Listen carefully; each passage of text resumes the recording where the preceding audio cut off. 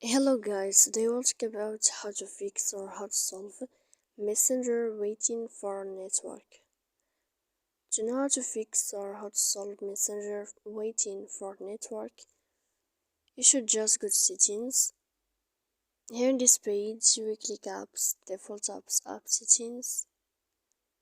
Here in this page, you will search about Messenger. Then this list of app and for you will click on first stop and you will click OK. Then you will enter to storage. After that we click clear cache, and in the end of all these steps then you can turn off your Wi-Fi. So please don't forget to support us by like and subscribe. See you next time in another video, and thank you for your attention and your watching.